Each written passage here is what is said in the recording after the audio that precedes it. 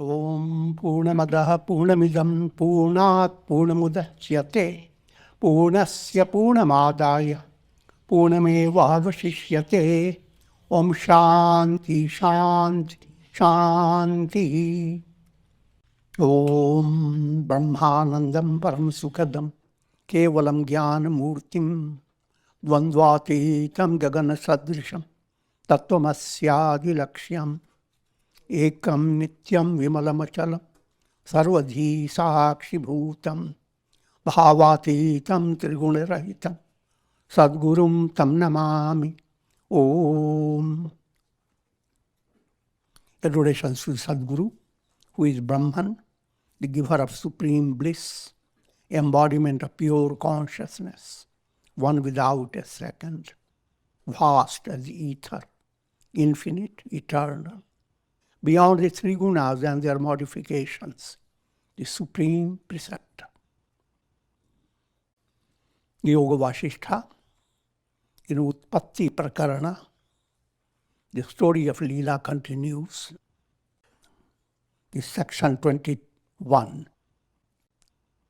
Just to reiterate some points of this story, to make this, firstly, if you are not very precise in listening, the story is confusing. But not to worry about the story. Purpose of this story is to bring you the teachings. Now, I'm not discouraging you from knowing what the story is. I'm going to use 3 fingers. This finger is Leela. Leela is the story. That's how it started. Leela and Padma. They are in a mandapa, in a royal palace, where dead body of Padma lies. Leela becomes very anxious. Where is the soul? She is a devotee of Goddess Saraswati, and she has secured boon. First boon that even after his death, the soul to stay in Leela's own place. So that's where Leela is, in this finger.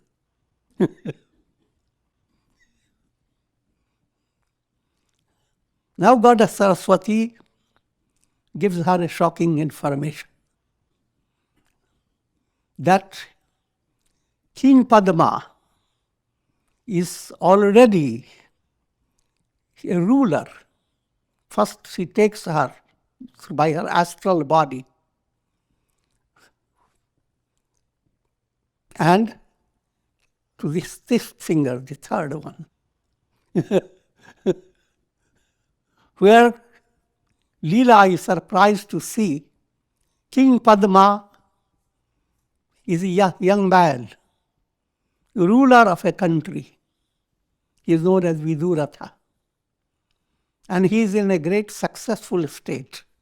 He has inherited a big kingdom. And all the royalties and officers are around. And another surprising, she sees very similar faces.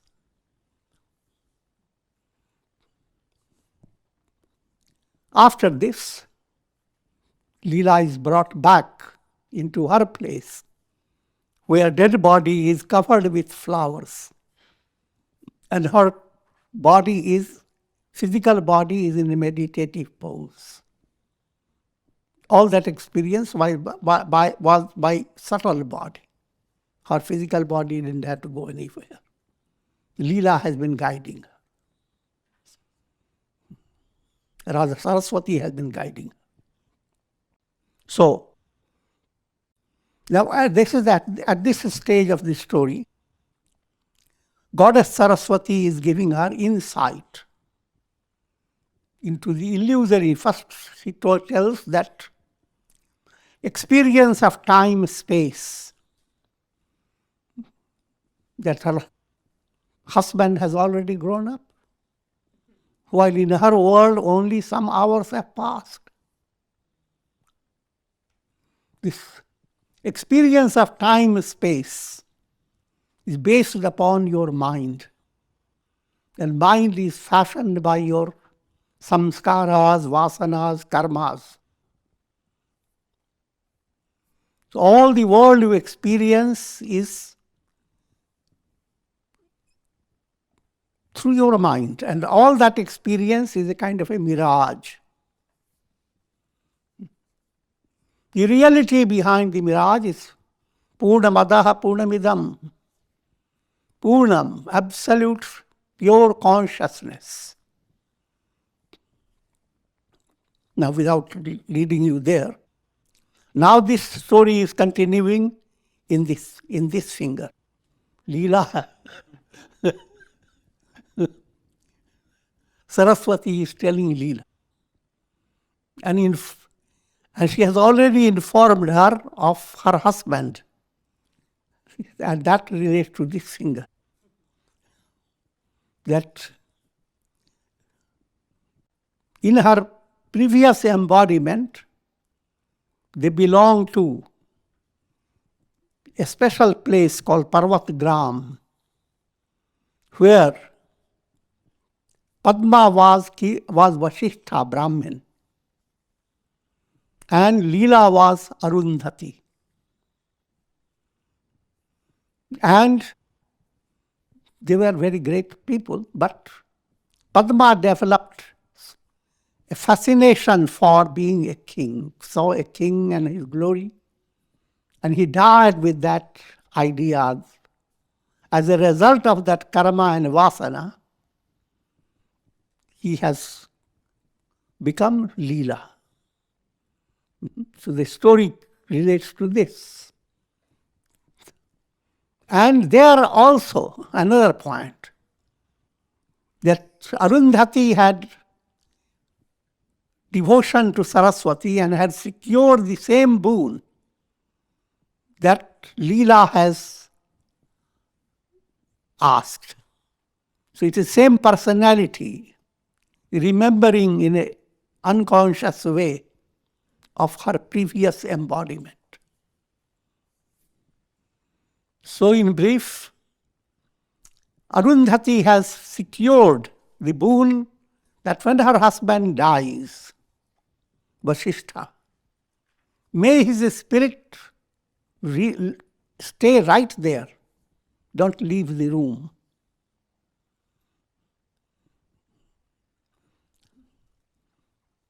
And after he died, Arundhati also passed away due to grief. So Goddess Saraswati tells Leela that all your experience and all the world you are seeing emanates from a little corner in Parvat Gram. All this seems quite, but think of computer. Create a folder. And within the folder, in one little spot, you create another folder. And within the folder, create another folder.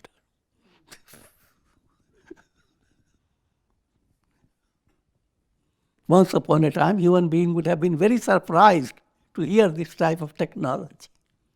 But there is no surprise. Think of this creation. And think of God, not even as clever as the computer technology. In other words, trying to understand the divine wisdom far excels all human cleverness in technology. So do not expect the whole world to be explained according to your mental concepts. But this is just to initiate you towards the understanding the world you are experiencing is like a mirage. This is not the reality. And a simpler way to understand, you experience your dream. During your dream, You have absolutely no question. Is this a real world? And you experience pleasure and pain and all that perfectly as normal as you would be experiencing in the waking state. Everything is real. But when you gain an insight, you say, I am dreaming, this is not real. Then even though the world is there before you, even your body is there, you are climbing steps, and you are in a predicament of you may fall down. But you have come to an awareness, this is a dream. And with that awareness, you can see even your body falling down and breaking into pieces. But you have nothing to do with the pieces.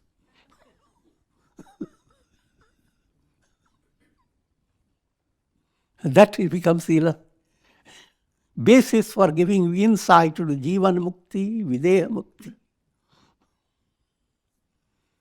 But all the story of bondage and release are based on mind. Mana eva manushyana. That's what subtle point behind it. With this, let me go on with Goddess Saraswati. While the story goes on, there are intermissions where Saraswati goes on explaining to Leela about the unreality of the world and the miracles created by your vasanas. This world is experienced due to avidya, ignorance. And ignorance continues to operate until one develops vichar. Vichar is inquiry, not intellectual effort. This is two stages. Intellectually, you try to understand. You read the books, you hear the lecture. But how much you assimilate depends upon the purity of your heart. When that purity develops, intellect operates in an insightful manner and ultimately intuitional level. So that process of insight and intuition, when it begins, that's called vichar movement. That vichar movement cuts down ignorance.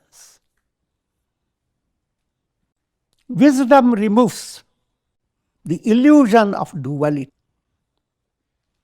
Duality, we always say, just the minimum, there is somebody other than you. Two realities. But two realities bring about countless that we have to figure out by mathematics. There's a saying, see, sannyasi goes into an ashram, lives alone, and there is a proverbial parlance, talk. If you are akela, ek, you are absolutely undisturbed. The moment there is two, there is a village. And if there is three, there is a town.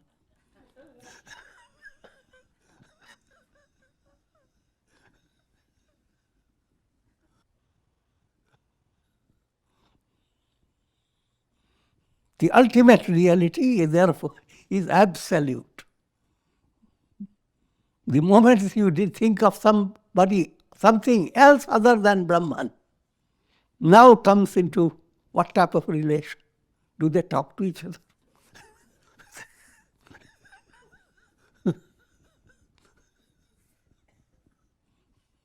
And then there are whole study, Brahman, Prakriti, and many things that go on. To summarize this stage, there are three steps in spiritual movement for attaining enlightenment. Enlightenment means realization of the truth. The Absolute alone exists. Realization is not creation of anything. You have nothing to show off if you attain liberation.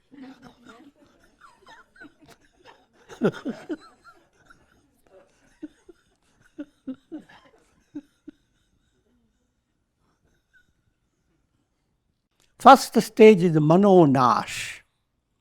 Manonash is training yourself in such a way that you can face changing situations in life. Pleasure, pain, adversity, prosperity, day, night, spring season and rainy season. All the pairs of opposites with equanimity.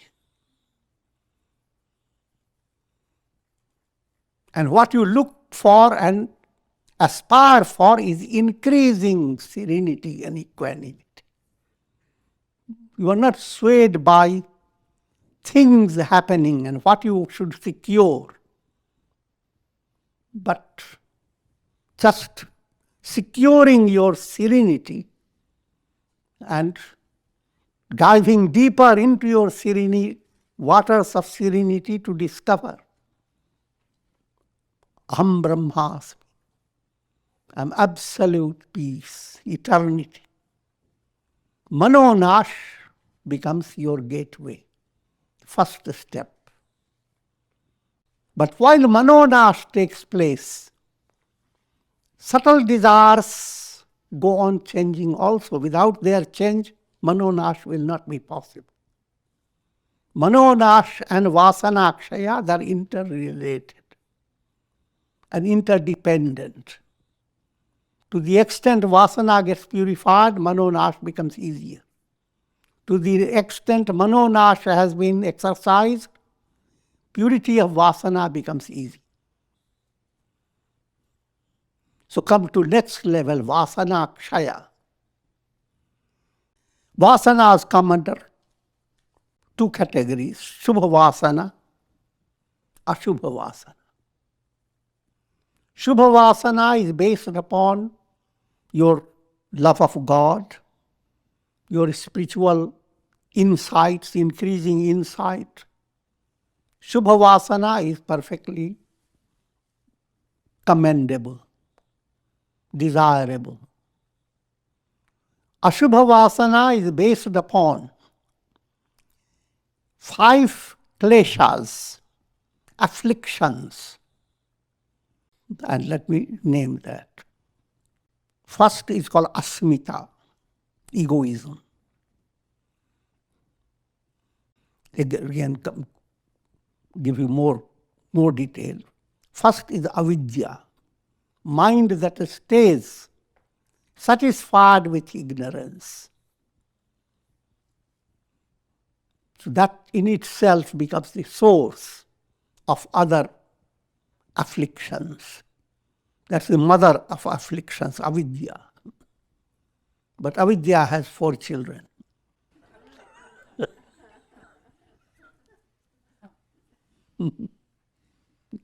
Asmita, egoism. Here also understand, if you have Shubha Vasana, egoism, ego in you brings gaurav, spiritual pride. And that's not negative, that's positive. If you are a lion cub, you have every right to roar.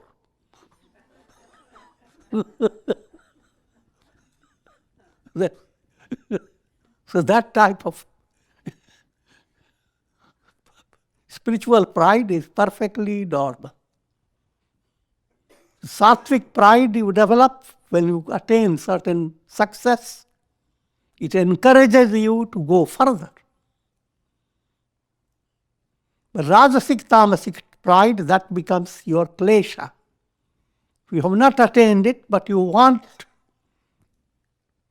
to force yourself to think you have attained it first. give a shocking blow to your own head. And then look at others and you demand them to recognize that you have attained.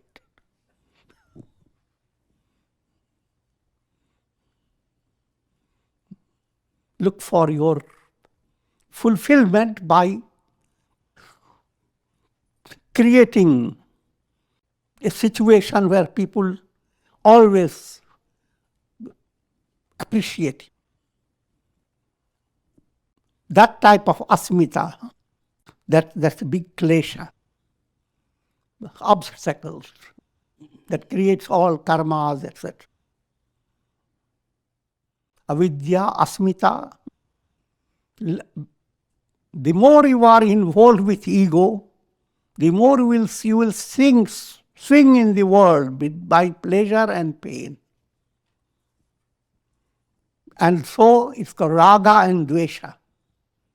Some things seem so delightful that you go all the way to get it, without even having the time to understand whether really it is delightful or not. Similarly, you begin to hate simply having studied something very superficially. Someone doesn't talk to you, then suddenly you develop, oh, this person has joined my enemies. I'm just joking, but simple way to understand, raga, dvesha. The raga, dvesha experiences create karma that restricts the soul brings the soul into the body. Karma that is the basis for your embodiment. And embodiment becomes so important for your mind that the mind doesn't have any other thing to think of but your body mindset. And along with it comes constant fear of losing.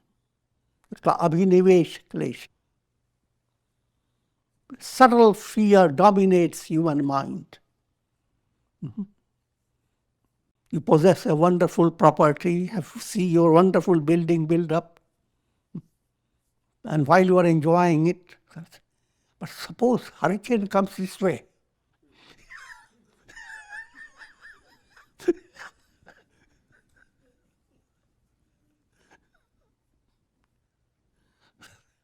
The abhinivesh klesha is sneaking into your experience. These kleshas bring out many negative thought waves.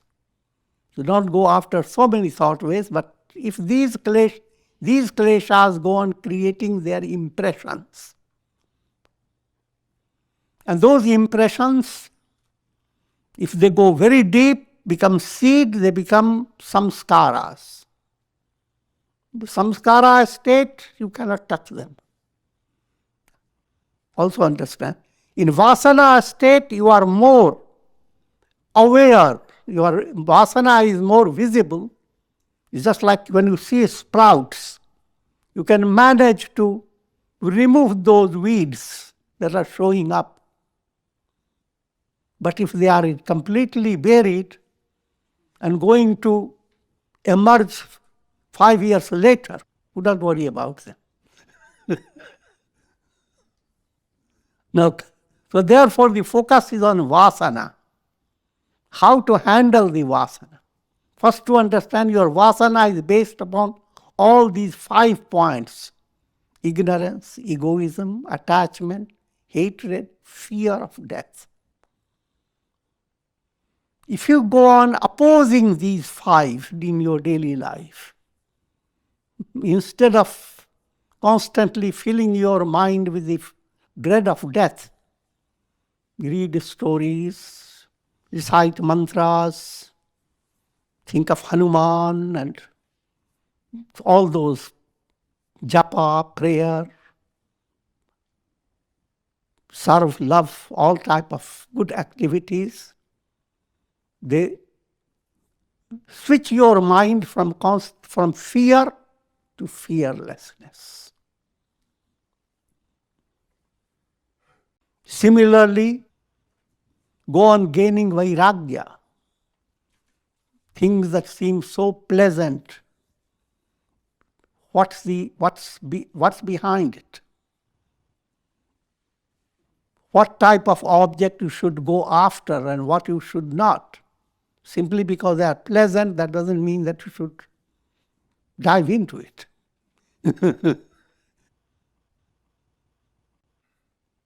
And that understanding of the transience of the world, vairagya prakarana.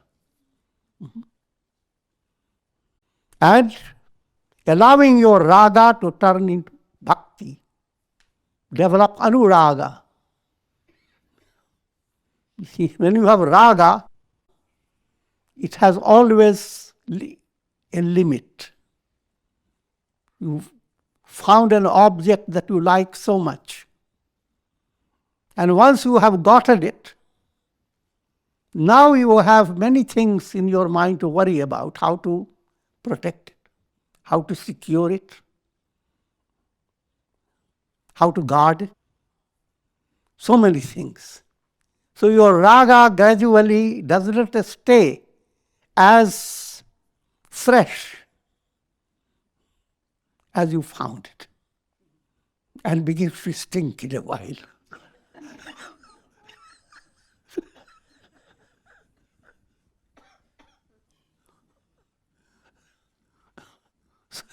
So increasing raga makes your mind dull.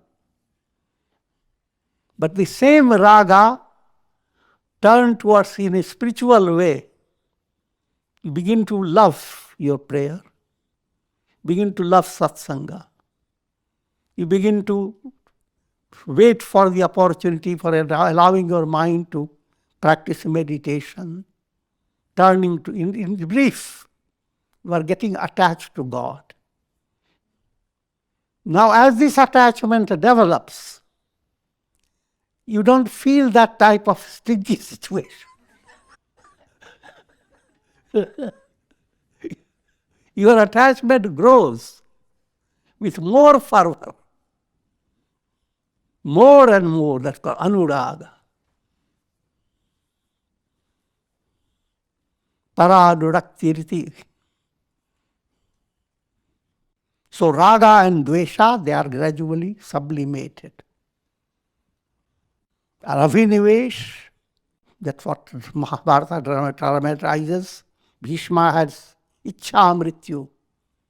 Allow your mind to understand the role of your body. You have gained sufficient time to understand that.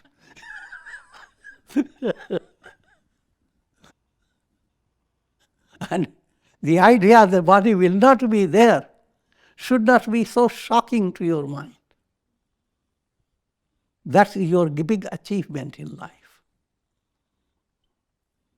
And how does it appear? Ichha Mrityu. Means, no matter whenever death comes, it is my desire. My means God's.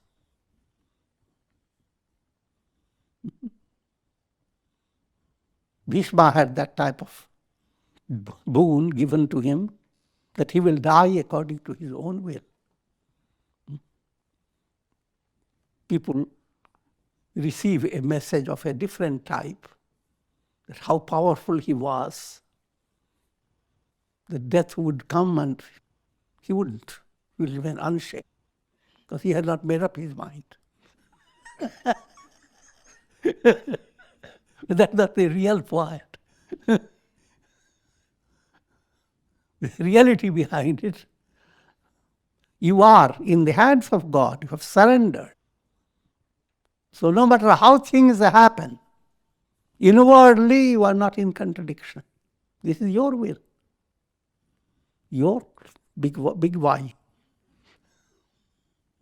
This world did not exist. Now let me first conclude on that. These kleshas, their impressions are have been gathered in your mind, speaking more in your whole mindset, chitta. And as you do sadhana, you begin to study them, just to give you an outline of it. First stage in children is called prasupta, is dormant. What they are going to be in future, you don't know. All children look innocent, wonderful, cute.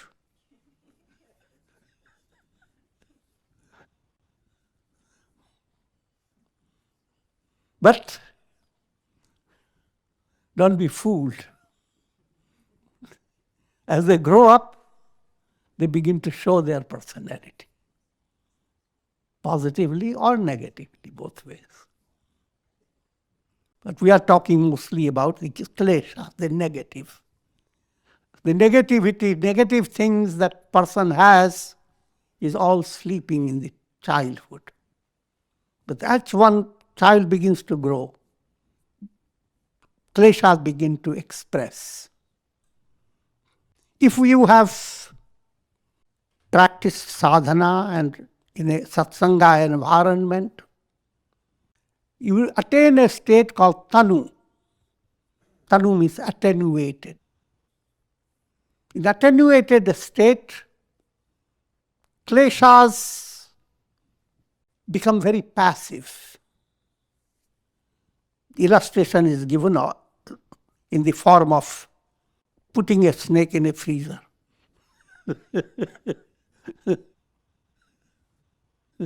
It forgets about its poison and its fangs. But start giving little milk, warm milk.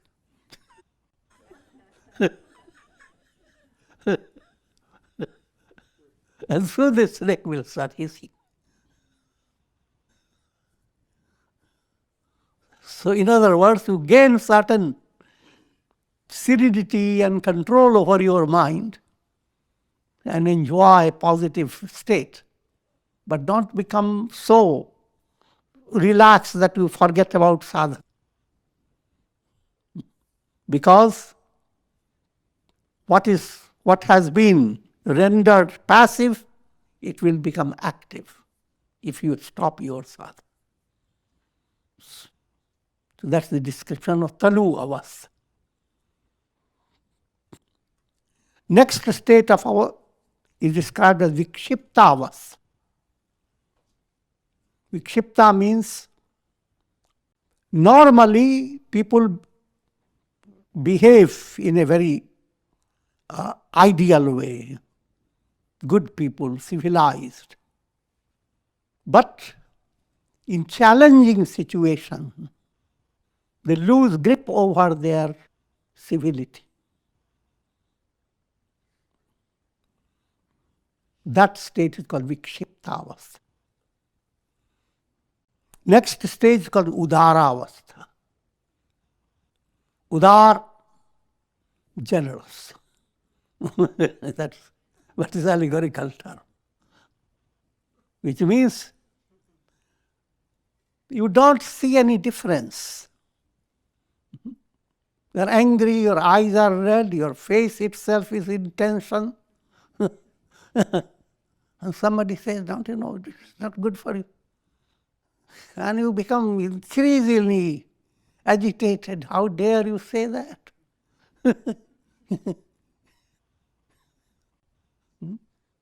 It is this face that has accomplished so many things.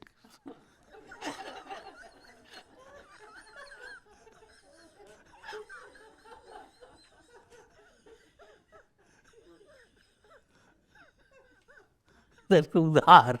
You go on generously creating negativity within yourself and are not ashamed of it.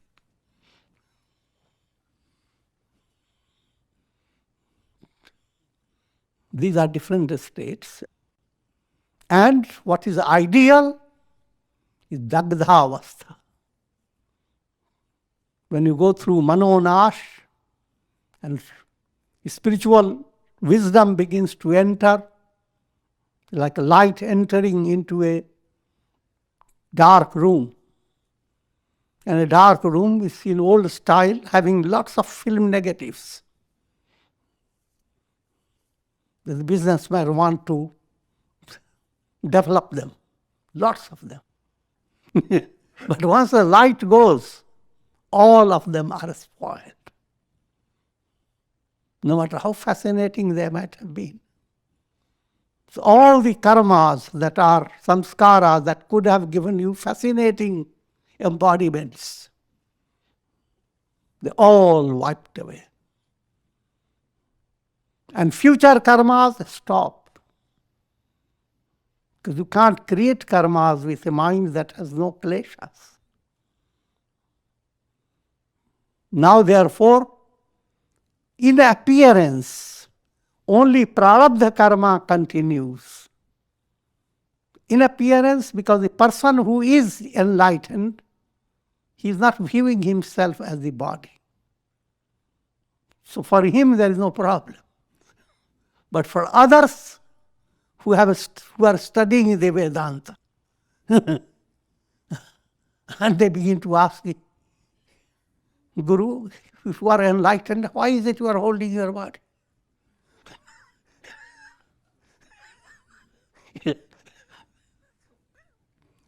And the disciple doesn't even understand that if the Guru is not there, nobody is going to give it yes.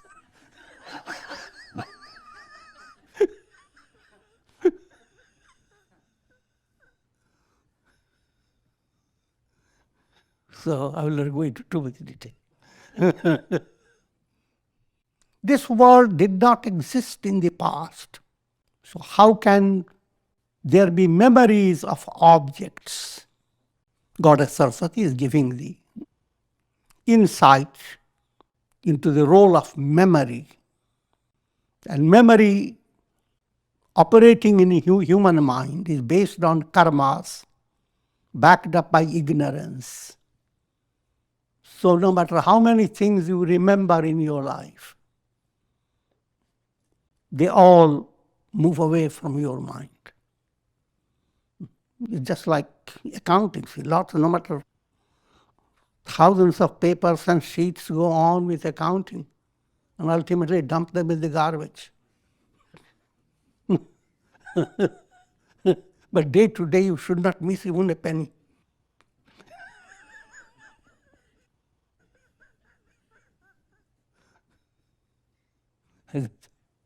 In a simple joking manner. So memory goes on operating, that's your practical reality. But behind that my memory, try to understand the role of the three gunas. Your mind is tamasic. Now your memories will be all the bitter things you have experienced. And what's more, fake memories. Some memories may be actually real, but many types of things fake.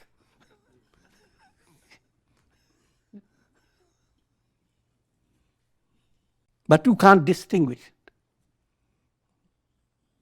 That itself is a big science, memory. How you are remembering in this life, details don't matter. Things that don't matter, the soul pushes them out. Things that matter, they flow in your life. Say, for example, in your previous life, you were a great musician and you wanted to have the project of enhancing your musical talent. And you had, behind that attainment, you had a lot of stories. How many gurus you had, teachers, and how many instruments, who didn't like it, who were enemies, who were friends. But after death, you are born in a situation, in musical family. Now you don't remember all the details. But the moment you put your hand on the piano, you are surprised, your hand moves better than the experts.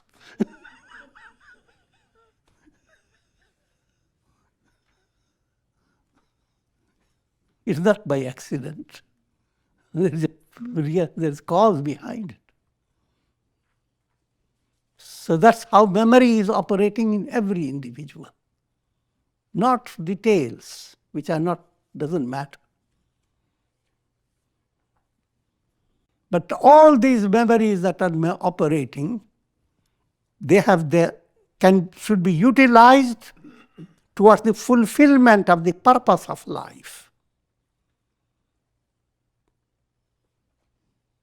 They should serve dharma, artha, kama, moksha, purpose. If the memory is just operating like swarming bugs over your brain, then just it's a tremendous tension. It's not serving any purpose. So therefore, there's the whole process of making change in your memory, and that happens again as you live your life with the spirit of integral yoga. You don't have to calculate how many memories have gone, what memory should I get back, etc. That's all that happens. The tree grows, it doesn't have to calculate what minerals should I have to have, what is photosynthesis, why should there be thorns, when should be flowers. All happens in nature. Be aligned with a spiritual sadhana. All these details automatically begin to happen. But when you study them, it becomes much more enjoyable and gives you a greater clarity in your understanding. Now, ultimately, final memory is the mystic recall. I'm not the body, I'm not the mind, I am Brahman. And never slipped from that state.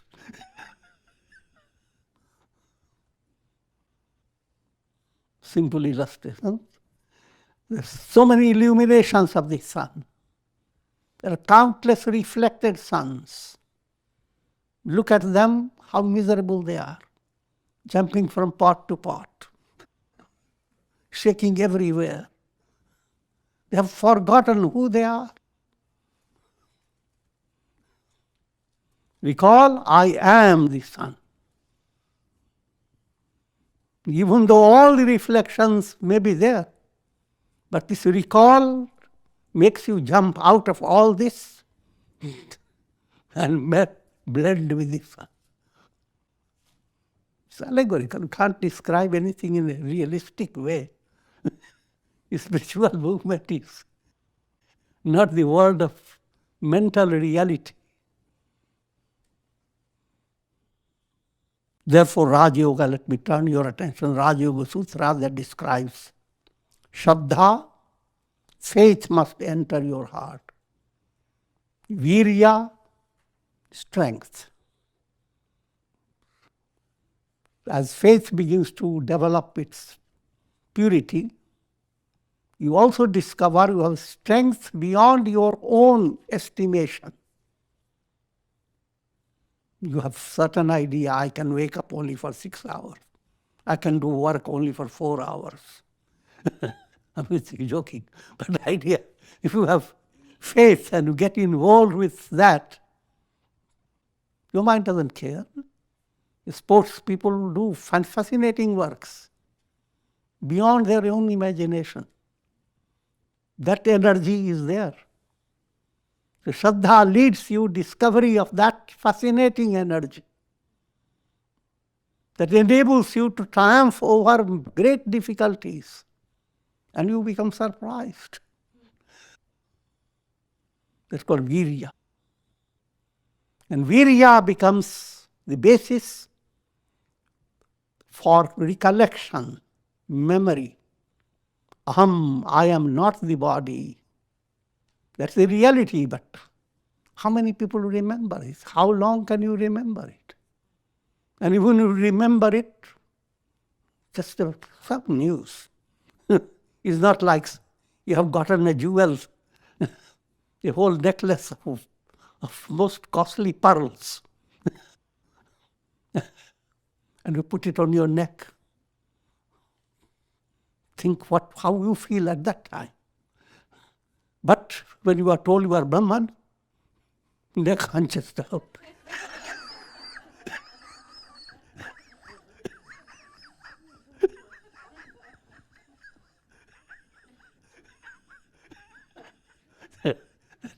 Theoretical concept, I am Brahman, understood.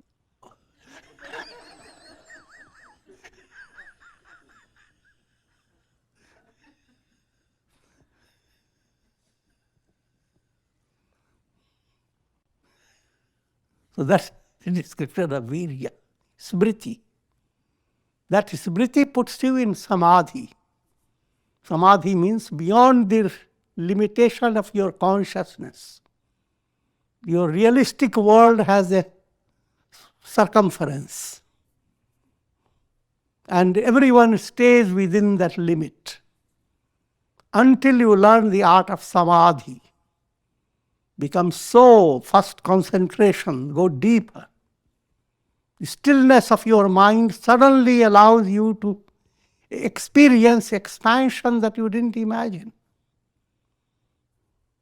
And that process goes on until you have a nirvikalpa samadhi, which is the highest that leads you to liberation. So samadhi brings about prajna. Intellect becomes intuitional. So remember, Shraddha, faith, virya, spiritual vigor, smriti, spiritual recall, samadhi, expanding consciousness, and prajna, enlightened state. Therefore, O Leela, meditation on the divine self brings about the cessation of the illusory relationship between seer, seen, and sight. We are referring to the triad. In relative consciousness, when you are dreaming, the dream subject is not real. The dream world is not real. The experiences of pleasure and pain are not real. And while dreaming, if someone tells you, your mind gets more burdened, because that is another in the same world of seer, seen, and sight. Waking state is similar. And that's the great project in the spiritual movement. Not to be constantly dominated by the triad, because that triad is an illusion. It is a distorted state of consciousness.